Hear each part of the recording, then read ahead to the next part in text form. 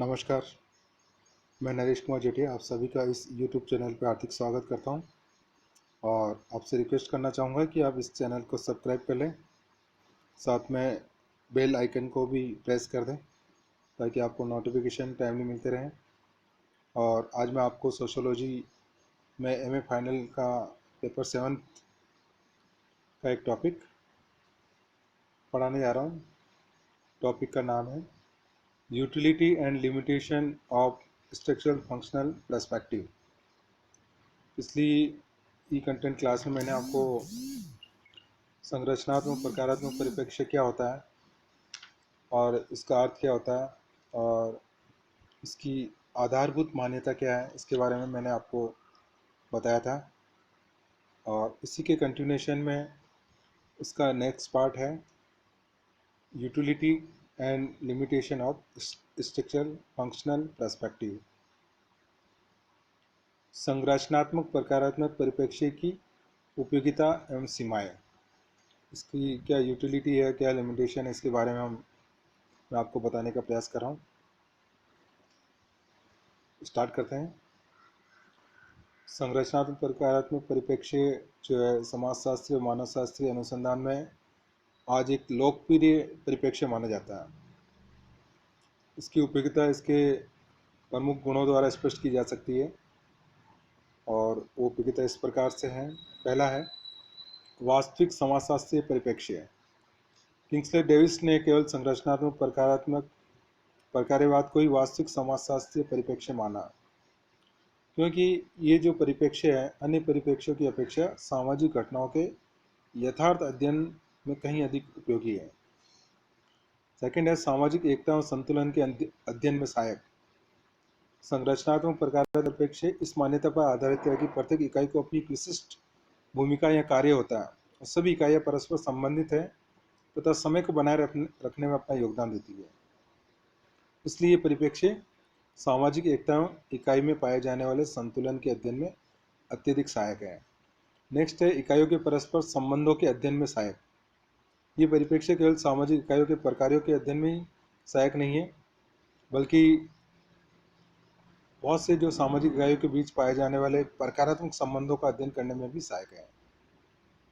Next है वैज्ञानिक अध्ययनों में सहायक, हेल्पफुल इन साइंटिफिक स्टडीज। संरचनात्मक प्रकारात्मक परिप्रेक्ष्य में क्योंकि काल्पनिक तथ्यों का सहारा नहीं लेकर वास्तविकता का अध्ययन किया जाता है, अतः इस पद्धति में समाजशास्त्र को विज्ञान बनाने में सहायता दी है। तो ये इसकी यूटिलिटीज थी, इसके गुण कह सकते हैं आप। संरचनात्मक प्रकारात्मक परिप्रेक्ष्य की उपयोगिता। अब हम बात करते हैं इसकी लिमिटेशन की, यानी कि संरचनात्मक प्रकारात्मक परिप्रेक्ष्य की सीमाएं क्या है। इसमें पहला है एक पक्षीय अध्ययन, वन साइडेड स्टडीज। संरचनात्मक प्रकारात्मक परिप्रेक्ष्य समाज के केवल एक पहलू अर्थात विभिन्न अंगों में पाई जाने वाली एकता तथा संतुलन के अध्ययन पर बल देने के कारण ये एक पक्षीय है और ये सिद्धांत सामाजिक संघर्ष के महत्व को कम करता है। नेक्स्ट है तुलनात्मक अध्ययनों में अनुपयोगी। ये जो परिप्रेक्ष्य है वो तुलनात्मक अध्ययनों में सहायक नहीं है, क्योंकि इससे हम सामाजिक इकाई के परस्पर अंगों और उनके कार्यों का ही अध्ययन कर सकते हैं और प्रत्येक सामाजिक इकाई अन्य इकाइयों से विशिष्ट रूप से जुड़ी होती है, जिसका पता हम प्रकार्यवाद से नहीं चल पाता है। नेक्स्ट है उपयोगितावादी व्याख्या, टेक्नोलॉजिकल एक्सप्लेनेशन। अनेक विद्वानों ने यह मत व्यक्त किया है कि संरचनात्मक प्रकारात्मक परिप्रेक्ष्य वास्तविक अर्थ में एक पद्धति नहीं होकर केवल मात्र उपयोगितावादी व्याख्या ही है, जो कि समाज में पाई जाने वाली प्रत्येक वस्तु और घटना को उपयोगी बताकर प्रस्तुत करती है। इसी कंटिन्यूएशन में नेक्स्ट पॉइंट है परिवर्तन के अध्ययन में अनुपयुक्त, अनसुटेबल फॉर स्टडिंग चेंज। संरचनात्मक प्रकारात्मक परिप्रेक्ष्य जो है सामाजिक परिवर्तन की व्याख्या करने में अधिक सहायक नहीं है, क्योंकि इसमें संतुलन को सामान्य घटना और परिवर्तन को असामान्य घटना माना जाता है। नेक्स्ट पॉइंट है उपकल्पनाओं का परीक्षण कठिन, डिफिकल्ट टू टेस्ट हाइपोथेसिस। संरचनात्मक प्रकारात्मक परिप्रेक्ष्य जो है उपकल्पनाओं के परीक्षण में बहुत अधिक सहायक नहीं है, अतः इसकी सामाजिक अनुसंधान में उपयोगिता अत्यंत सीमित है। नेक्स्ट और लास्ट पॉइंट है रूढ़िवादी विचारधारा, कंजर्वेटिव आइडियोलॉजी। अनेक विद्वानों ने संरचनात्मक प्रकारात्मक परिप्रेक्ष्य को एक रूढ़िवादी विचारधारा बताया, क्योंकि इसमें प्रत्येक अंग को समाज के अस्तित्व को बनाए रखने के लिए प्रकारात्मक और अपरिहार्य माना जाता है, और प्रत्येक अंग और उसकी इकाई को प्रकारात्मक एवं अनिवार्य मानना उचित नहीं है। निष्कर्ष में हम ये कह सकते हैं, चाहे कुछ भी हो, प्रकार्यवाद आज भी समाजशास्त्र मानवशास्त्र का एक महत्वपूर्ण परिप्रेक्ष्य माना जाता है। टीबी बोटोमोर का कहना है कि संरचनात्मक प्रकार्यवाद की सबसे अधिक महत्वपूर्ण बात यह है कि एक सरल विचार को अत्यधिक महत्वपूर्ण और स्पष्ट कर दिया गया, और हर विशिष्ट समाज में विभिन्न सामाजिक क्रियाएं परस्पर संबंधित है, परंतु अभी भी ये खोज का विषय है कि प्रत्येक समाज की कौन सी क्रियाएं संबंधित है और कौन सी और कैसे संबंधित है।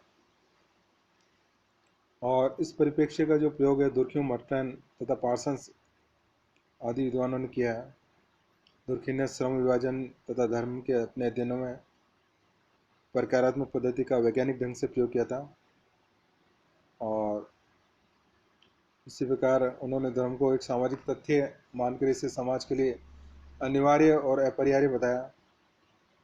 धर्म आत्म अनुशासन को प्रोत्साहन देकर व्यक्तियों को वह सामाजिक जीवन के लिए तैयार करता है, और विभिन्न व्यक्तियों को परस्पर नजदीक लाकर इसमें पाए जाने वाले संबंधों को मजबूत करता है। इस प्रकार ये एक सामाजिक एकता को बढ़ावा देता है। जैसा कि पता है, भारत गांवों का देश है, और संरचनात्मक प्रकार परिप्रेक्ष्य में विश्वास रखने वाले समाजशास्त्रियों की मान्यता है कि गांवों की संरचना और इसके बदलते स्वरूप को समझे बिना भारतीय समाज को नहीं समझा जा सकता। इसलिए भारतीय समाज का यथार्थ चित्रण यदि करना है तो गांव में जाकर भारतीय समाज के इन पहलुओं का अध्ययन करना होगा। इसी मान्यता को स्वीकार करते हुए अनेक भारतीय और विदेशी समाजशास्त्रियों ने ग्रामीण सामाजिक संरचना का अध्ययन किया और उसके आधारभूत तत्वों को ढूंढ निकाला। इनमें एम.एन. श्रीनिवास द्वारा मैसूर राज्य के रामपुरा गांव का अध्ययन, कैथलीन गप द्वारा किया गया तमिलनाडु राज्य के तंजौर जिले में कुंबापटई गांव का अध्ययन, और एस.सी. दुबे द्वारा किया गया सामीरपेट गांव का अध्ययन, ये सब इस बात के प्रमाण है। इन अध्ययनों के आधार पर भारतीय ग्रामीण संरचना को दो दृष्टियों से देखा जा सकता है। प्रथम, इस संरचना को इकाई मानकर इसके आंतरिक घटकों के पारस्परिक संबंध के रूप में, और दूसरा एक गांव की सामाजिक संरचना को बाह्य अन्य संरचनात्मक इकाइयों जैसे कि गांव, जिला, राज्य, राष्ट्र के साथ संबंध के रूप में। तो इस प्रकार आंध्र बताई भी कहते हैं कि दक्षिण के तंजौर जिले में स्थित श्रीपुरम नामक गांव का विस्तृत अध्ययन किया था उन्होंने, और अध्ययन का आधार वर्ष 1961-62 था। ये गांव जो है तंजौर जिले के तंजौर तालुक में कावेरी नदी के किनारे पे तंजौर से केवल 8 मील दक्षिण पर स्थित है, और इस गांव के अध्ययन में उन्होंने प्रमुख रूप से जाति, वर्ग, शक्ति, राजनीतिक पहलुओं के संदर्भ में के परिवर्तनशील संबंधों पर अपना ध्यान केंद्रित किया है। तो इस प्रकार हम कह सकते हैं कि ये जो परिप्रेक्ष्य है भारतीय समाज को समझने में काफ़ी हद तक उपयोगी है। हालांकि इसकी कुछ लिमिटेशन है, लेकिन इसके बावजूद भी इसकी उपयोगिता को हम कम नहीं कह सकते हैं। धन्यवाद।